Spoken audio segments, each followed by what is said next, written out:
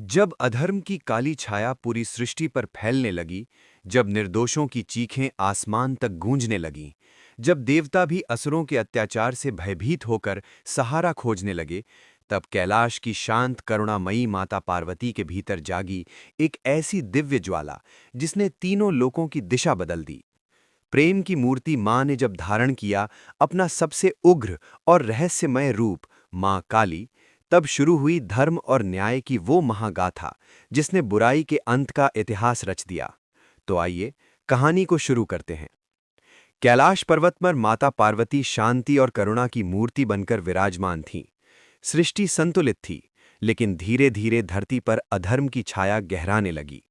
असुरों का अत्याचार बढ़ता गया, निर्दोष लोग भय में जीने लगे और देवता भी असहाय हो उठे। इन असुरों में सबसे भयंकर था रक्त बीज। उसे वरदान मिला था कि उसकी हर रक्त की बूंद से एक नया असुर जन्म लेगा। जितना उसे रोका जाता, वो उतना ही बढ़ता जाता। देवताओं की सेनाएं हारने लगीं, उम्मीद टूटने लगी। जब देवता कैलाश पहुंचे और माता पार्वती से मदद की विनती की, तो मां का हृदय करुणा से भर उठा।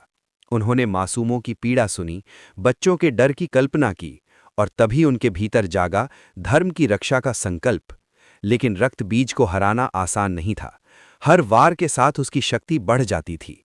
तब माता पार्वती ने अपने भीतर की दिव्य उग्र शक्ति को प्रकट करने का निश्चय किया, और उसी क्षण उनके तेज से प्रकट हुआ एक भयंकर अद्भुत रूप, मां काली। खुले केश, प्रचंड नेत्र और हर कदम में धर्म की ज्वाला। युद्ध शुरू हुआ, धरती कांप उठी, आकाश गरजने लगा। मां काली ने असुरों की सेना को परास्त करना शुरू किया, लेकिन रक्त बीज हर बार अपने रक्त से नए रूप में लौट आता। तब मां काली ने एक अद्भुत उपाय किया।